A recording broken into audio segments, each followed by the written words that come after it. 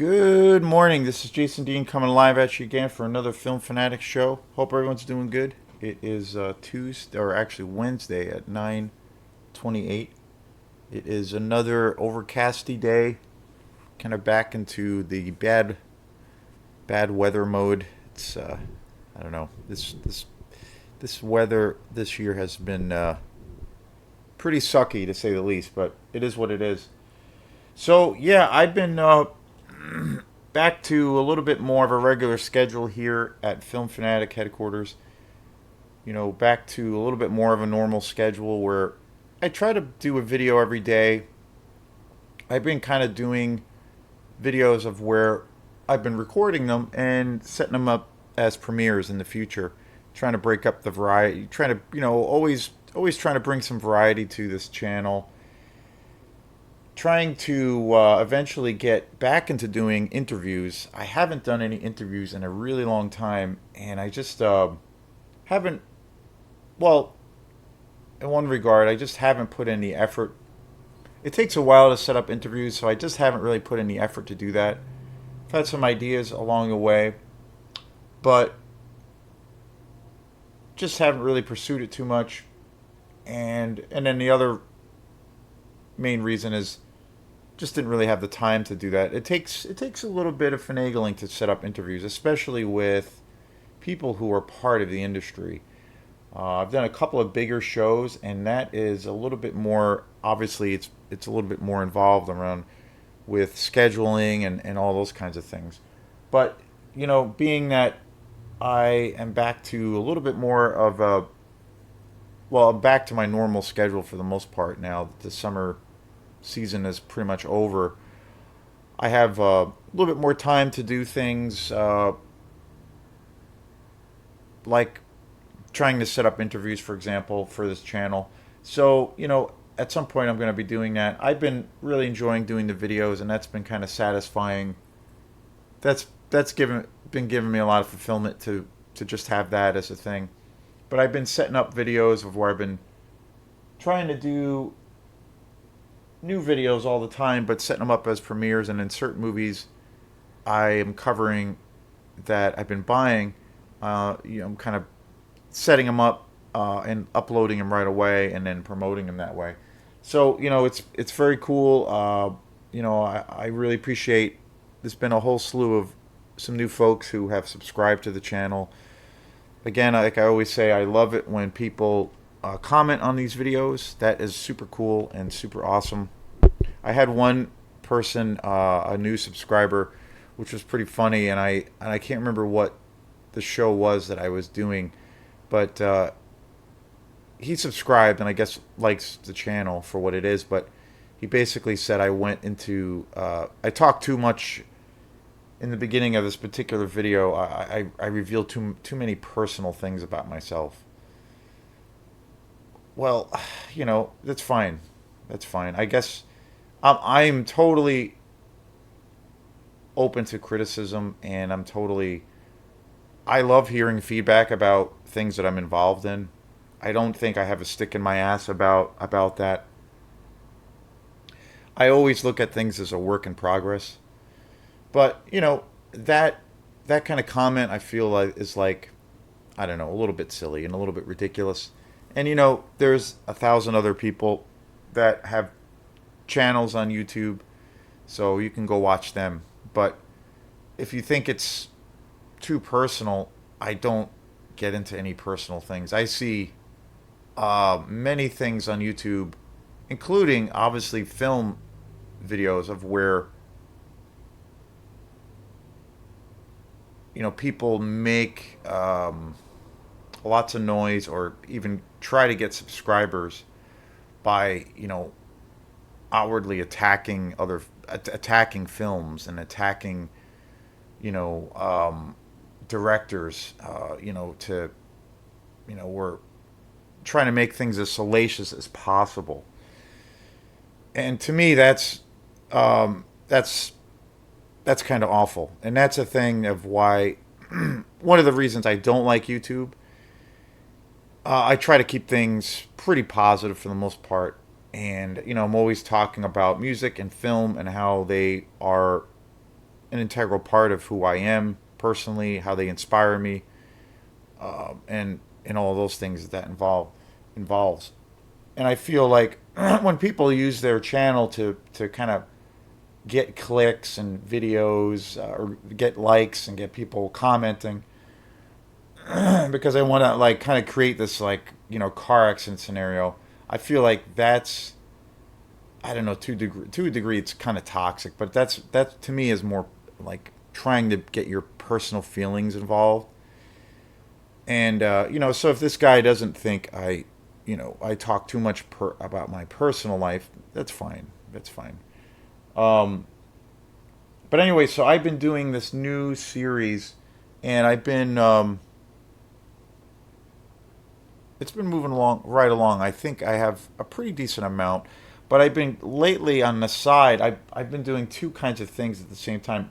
Uh, on the side, I've been doing a series of shows of where I'm covering all of the films of my favorite director of all time, and that is Stanley Kubrick. And I just did a show recently. Oh, actually, yesterday I did a film show on Spartacus with Kirk Douglas, and I set that as a premiere. So that's coming up in another week. So check that out. And I'm trying to. I basically want to cover all the videos, all the movies of Stanley Kubrick. I love all of his films to death. So obviously I have my favorites.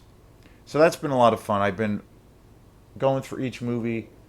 I did a big show last, or actually this year, but quite a few months ago, where I just focused on the man, the legend himself, Stanley Kubrick. And so and then months later, quite a few months later, I did a show where I did uh, a review and where I talk about The Shining, which is my favorite Kubrick film. So that kind of got the ball rolling where I was like, you know what? I should do a thing of where I just cover all of his films. So that's what I've been doing. So I got pretty decent amount of quite a few more films to go, but I'm very excited with more videos that will be talking about his just an incredible body of work. So stay tuned for that. And aside from that, kind of the main thing I've been doing is I've been going to Bull Moose a lot more lately. So I've been buying a lot of new movies, and I'm gonna be going up again this weekend. Just can't get enough of it. I've been getting so many great movies, and again, most of the movies I've been buying have been movies that I've never seen, and I lucked out with buying some films that I have been looking for. One, the biggest one for me, my biggest purchase this year of 2023, and the one that and even in recent memory, but my favorite purchase, and I did a big show on it. I've actually done two shows on this film, and that is Private Parts.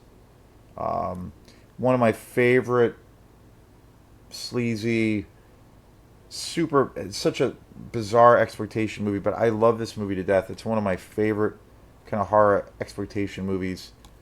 It's uh, it's such a masterpiece. I had been looking for this for so long, and I picked this up recently on Blu-ray, and super amazing. So it kind of made my year as far as my in regards to my love of film.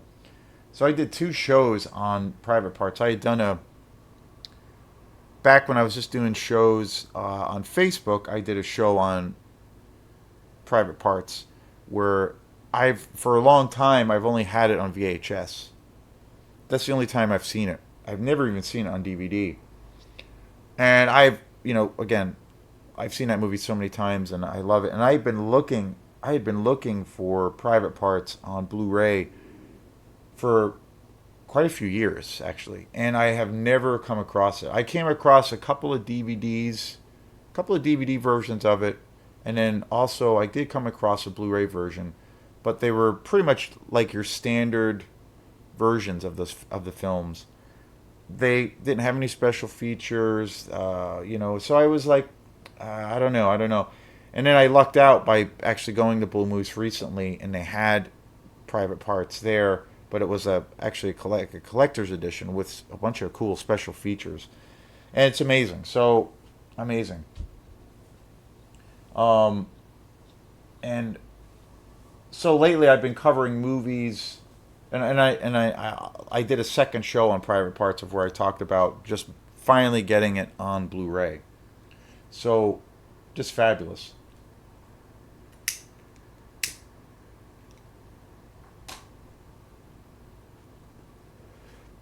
So today's show is on a movie again, another example of a movie I've never seen before, and I got it for super cheap, and that I got it for like $7 on Blu-ray, and that is the Incredible Melting Man.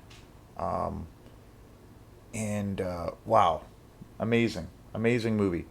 It's from 1977. It's it was directed by William Sachs, and it stars Alex Rebar, Burt DeBanning, and Leslie Wilson, Anna Sweeney, and Samuel Gelfman.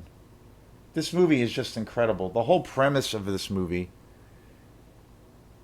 is basically it's centered on these astronauts that travel to outer space, and there's this really bad accident where all the astronauts basically die except one of the astronauts, and he returns to space, but he ends up developing some kind of uh, horrible condition of where he's still alive, but his body is melting, and his but he also becomes this kind of this. It's essentially a monster movie, and he becomes this monster that has these extremely um, extreme powers to where he becomes like this monster and this killing machine, and his strength increases, his agility increases, and he goes on this like murderous rampage. The film kind of goes into or starts off with kind of the after effect when he comes back to Earth and he's in this kind of hospital, and they're trying to keep him alive, and they're doing all of these tests and seeing that his body is changing, and then he breaks out of this hospital and just goes on this murderous rampage. And oh god, it's just such an awesome movie. Um, the effects in this movie were created by Richard Baker, who is probably one of the most well-known effects figures in movie history.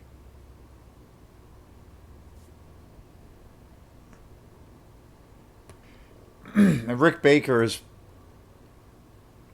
probably probably the most well-known effects designer in the world of horror movies and in Hollywood in general. And this movie is just, without exception, I think one of his best feats of as an example of his magic. It's incredible, and this.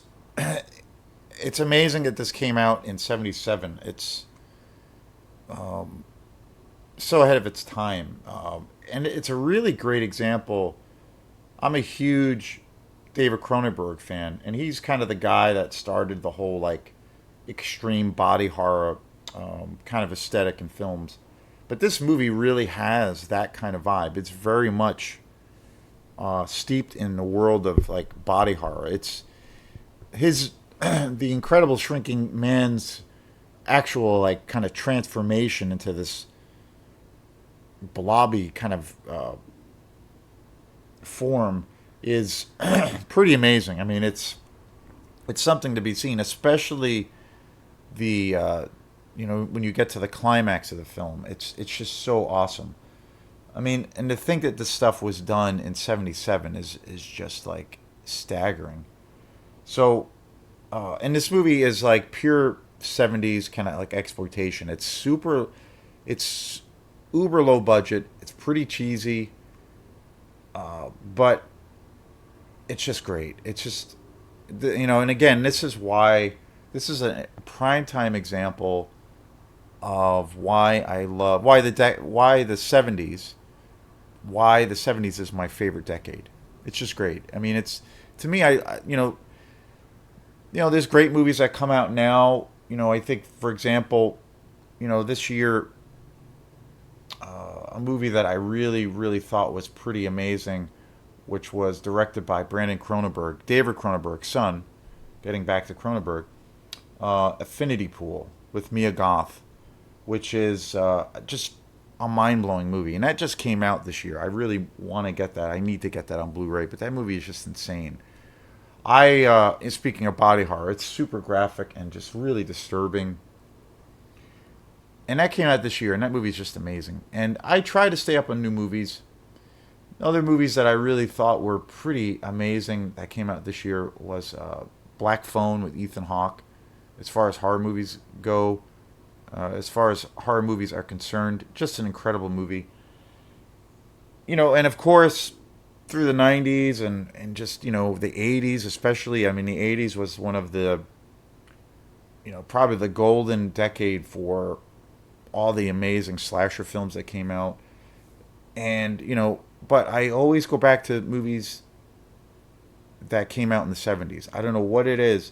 There's just a certain kind of grit and tone for a lot of these great exploitation movies that came out in the 70s that just, I don't know, it just delivers the goods. These movies just deliver the goods on all fronts.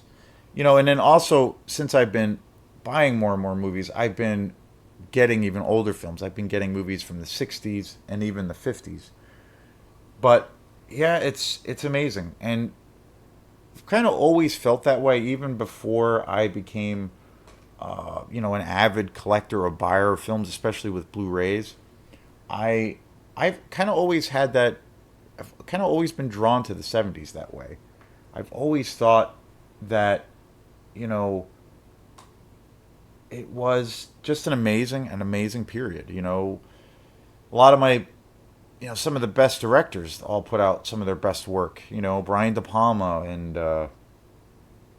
you know, uh, Martin Scorsese. I mean, there's so many great directors that were doing so many great things back then, and actors as well. And I think when it comes to the world of exploitation, and grindhouse cinema, I mean, just there's thousands and thousands of amazing titles and films that came out. So it just the last couple of years or so, it's just I don't know, kind of made me realize even more and more how much I love the 70s as a decade, as for me the best decade. And when I go through my movies and my collection, when I'm putting things back or I'm just kind of browsing what I have, I notice that most of the films that I do own are from that decade. So it's just kind of this natural thing for me. And like I was saying about Rick Baker, being one of the most iconic, you know, makeup effects guys. He was really like one of the biggest guys that came on the scene, and he inspired other, amazing artists. Rob Bottin, who's another just amazing effects guy. Probably my favorite effects guy of all time, Tom Savini, another one. Just so many great artists. But Rick Baker's body of work is just pretty incredible. I mean, his most recent film isn't very good, but the effects are pretty incredible. The Wolfman that came out in 2010 with Benicio del Toro, not a great movie by any stretch, but kind of there's a couple of really awesome scenes. There's a scene of where the Wolfman is essentially incarcerated in this jail, and he is there's a whole scene of where he's being accused of these crimes, and he breaks free, and that scene's pretty gnarly and pretty nasty. Harry and the Hendersons, which is pretty hilarious. I forgot that he did the effects for that. Fabulous movie. And of course, this one today that I'm talking about, The Incredible Melting Man at 77. he really did a ton of films early on. Like a lot of, I always find it pretty interesting when I discover actors or rediscover actors or directors or anybody in the film industry. When you look at where they kind of got their start, in the world of exploitation. Dean Cundon, who is my favorite cinematographer, worked on so many of those, so many great movies in the exploitation world. My favorite cinematographer of all time. But he kind of, and then he kind of moved out. Well, obviously, most well known for all of his work with John Carpenter. He did all of his films. But he always, even when he had big success, he kind of always went back to doing the more underground things. So pretty interesting. But there's been so many examples and actors, directors who have kind of gone in that other direction. William Luswig, Bill Luswig, the director of Maniac, my favorite slasher movie of all time.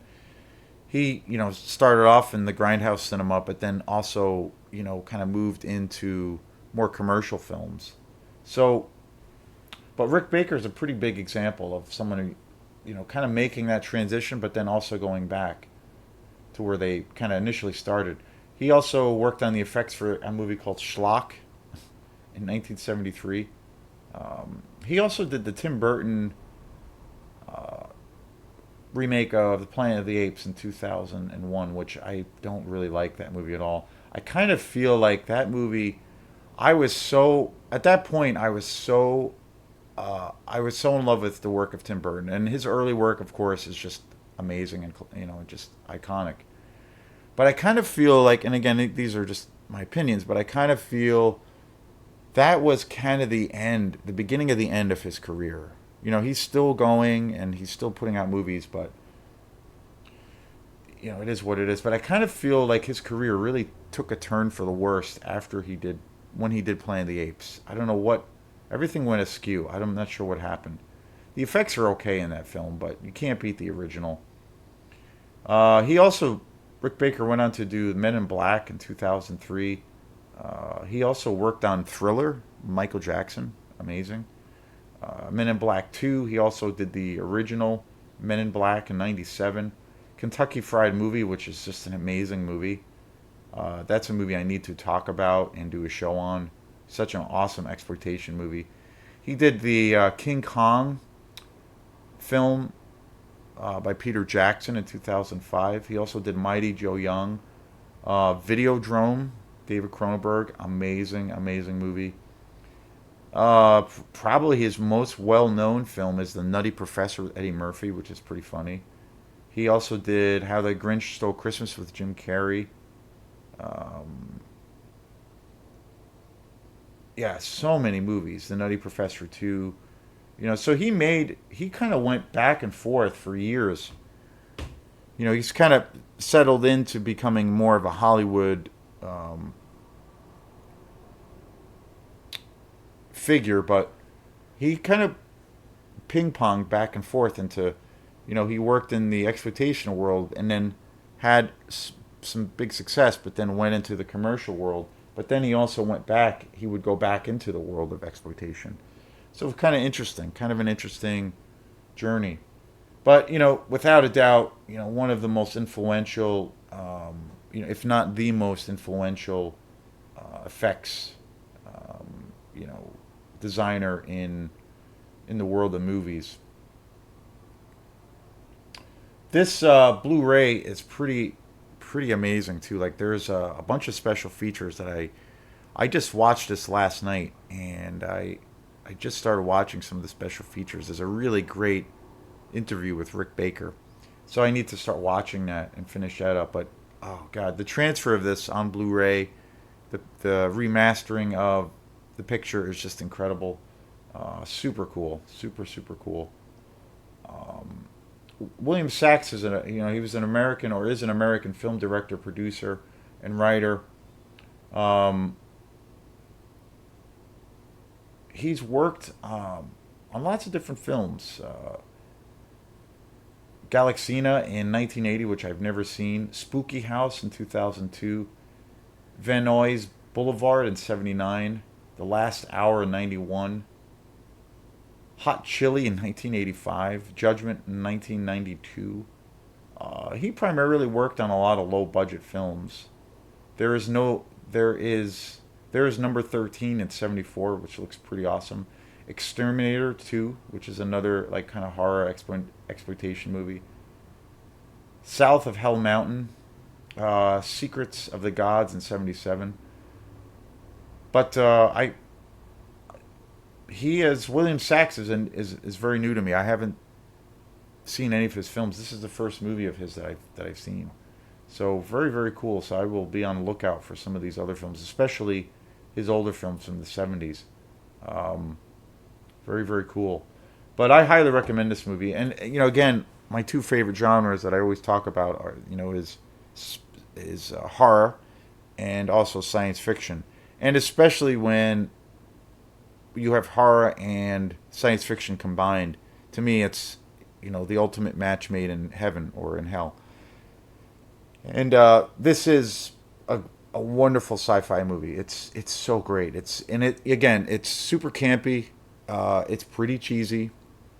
It's kind of ridiculous, but it's awesome. It's just awesome. The other interesting thing is this movie is very much. I feel like this movie was really really inspired by Frankenstein. There's a lot of interesting parallels between Frankenstein, and I could see how the movie, the book by Mary Shelley, was probably a huge, huge influence on this movie. It's definitely a kind of considered to be a creature feature, and I definitely consider this to be a monster movie. But it really has a lot of things I feel that are taken from Frankenstein. Very, very interesting, and it's kind of interesting now because I'm reading for the third or fourth time. I'm reading Mary Shelley's Frankenstein right now, so which is one of my favorite books, and so very interesting parallels with, and I feel it might have been, aside from probably other horror exploitation sci-fi movies that were coming out at the time. I think from a literary standpoint, I think and just probably from and a movie standpoint, Frankenstein probably had the biggest influence on this movie. Very very cool. So I highly recommend it. Awesome movie. Super fun too. It's super. It's a really entertaining movie, and the ending is just great. And to think that the effects and all these things were created in 1977 is pretty staggering.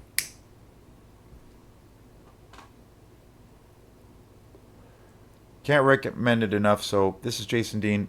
Thanks again, and we will see you next time. Peace.